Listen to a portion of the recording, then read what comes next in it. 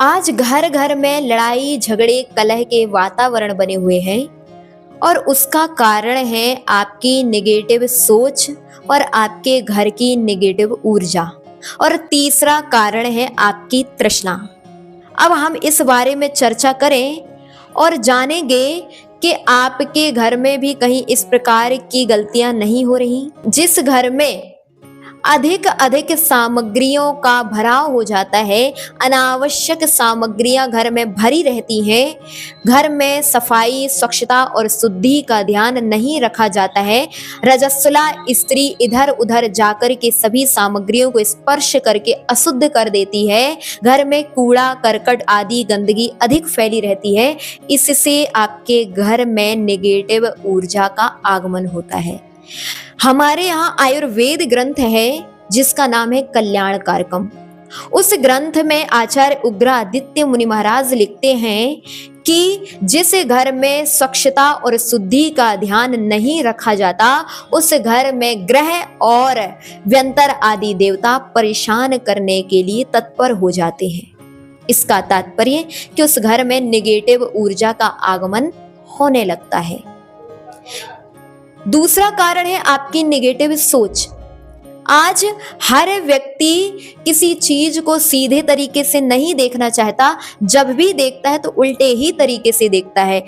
किसी ने आपके लिए अच्छा किया लेकिन इसने एक बार बुरा क्यों कर दिया? 100 बार की अच्छाई एक बार की बुराई में भारी पड़ गई और उसका फल यह रहा कि घर में लड़ाई झगड़े के माहौल खड़े हो गए। ध्यान रखिए, जब जिस व्यक्ति ने 100 अच्छाइयां की हैं तो उसकी एक बुराई माफ होना चाहिए। और अगर हमारे मन में इस प्रकार के परिणाम आ जाएं कि भैया सब अपने ही हैं, कोई पराया नहीं है, ये सब इंसान है, भगवान तो है नहीं, और गलतियां इंसान से ही होती हैं, तो जब इंसान से ही होती है तो इनसे भी गलती होना स्वाभाविक है। अन्य को देखने की अपेक्षा अगर हम खुद को देखना शुरू कर दें कि हम कितने दूध के धुले हुए हैं।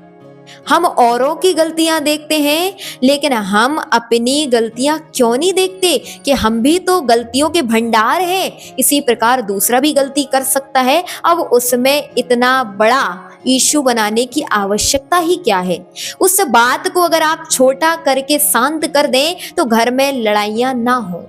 अतः बड़ी बात को भी छोटे रूप में ले करके शांत कर देना चाहिए। ये समझदारों की समझदारी है। और जहां कोई बात राई का पहाड़ बन जाती है तो उस घर में लड़ाई होना स्वाभाविक हो जाती है और उस घर में शांति नहीं रह सकती। तीसरा, अगर आपके मन में तृष्णा अधिक है, बेकार की कबाड़ सामग्रियों को आप घर में एकत्रित करके रखते हैं, व्यर्थ की सामग्रियां घर में एकत्रित करके रखी हुई हैं। ध्यान रखिए, पहला पाप तो आपने यह कर लिया कि आपके लिए परिग्रह का परिमाण रखना चाहिए था। हमारे आगम ग्रंथों में 5वां व्रत कहा गया परिग्रह परिमाण व्रत, और उसका तात्पर्य अनावश्यक सामग्री का प्रयोग नहीं करना। जहां आप अनावश्यक सामग्री का प्रयोग करने लग जाते हैं तो उस घर में इस प्रकार की विशेष बड़ी बड़ी बहुत अधिक सामग्रियां बढ़ती जाती हैं और वह सामग्री ही उस घर में नेगेटिव ऊर्जा को जन्म देती हैं। और जहां नेगेटिव ऊर्जाएं आ जाती हैं वहां पर कलह विवाद जैसे माहौल खड़े हो जाते हैं। अगर आप अपने घर में इस प्रकार की लड़ाई झगड़े कलह वाले माहौलों से बचना चाहते हैं तो इन 3 बातों को अवश्य ध्यान रखें। घर में स्वच्छता का और शुद्धि का विशेष ध्यान रखें। घर में हर व्यक्ति की गलतियों को नजरअंदाज तो ना करें, लेकिन इतना बढ़ा चढ़ा करके उस बात को प्रकट ना करें कि घर में लड़ाई झगड़े वाले माहौल बन जाए। और घर में सामग्री उतनी ही रखें जो कि आवश्यक है, अनावश्यक